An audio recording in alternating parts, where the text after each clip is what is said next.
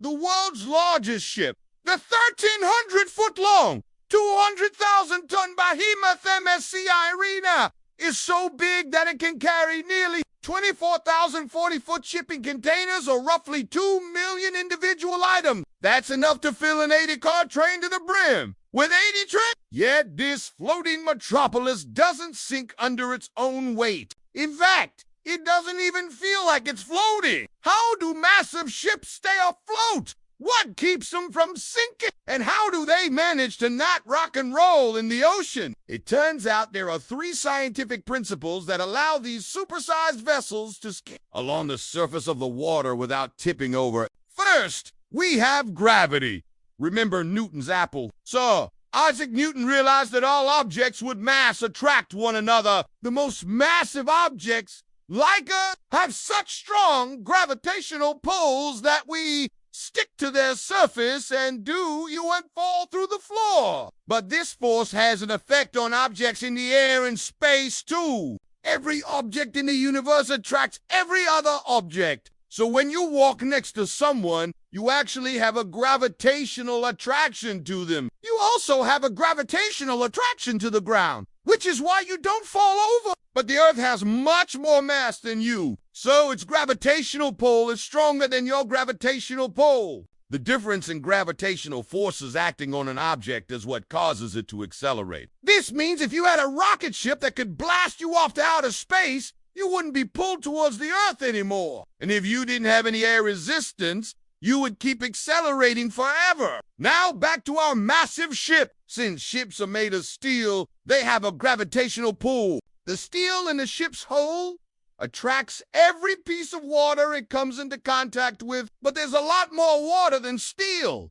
Each cubic foot of fresh water weighs about 62 pounds, but the average weight of the steel found in ships' hulls is about 490 pounds per cubic foot. So the steel in the ship's hull experiences a net downward pull due to gravity. If this ship were made entirely of water, it would sink. But since it's made mostly of steel, the gravitational force pulling it down is greater than the gravitational force pushing it up. The difference between these two forces is called the ship's draft, and it is measured from the waterline to the bottom of the hull. The deeper the draft, the more submerged the vessel is, and the less stable it becomes. To counteract the downward pull of gravity, ships have to displace an amount of water equal to their weight. When a ship enters the water, it pushes some aside, and those parts of the ship that are above the waterline experience an upward pull due to the displaced water's gravitational force. The upward force is equal to the weight of the water the ship displaces,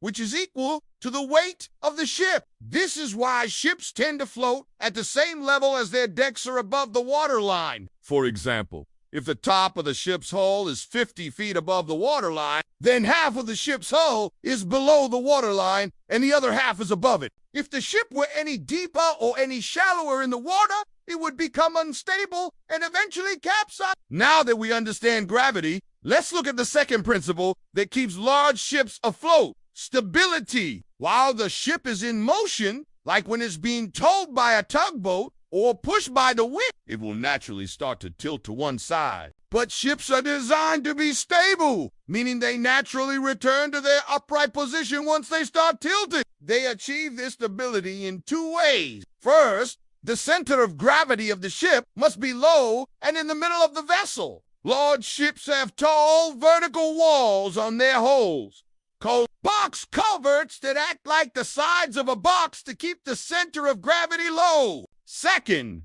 large ships have extra weight in the form of water or sometimes solid materials like lead or concrete that is stored in tanks deep in the ship's hull. The weight of the ballast pulls the ship down and keeps the center of gravity low.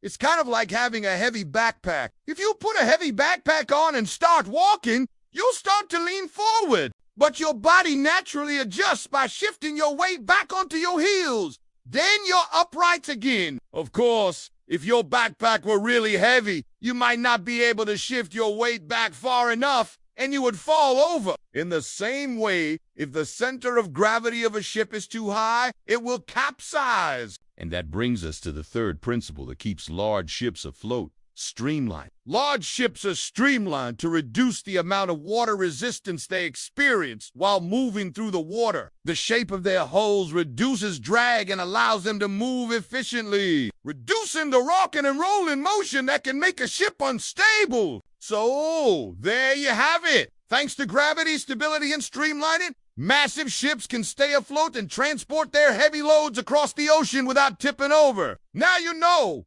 This is 1 minute. See you tomorrow.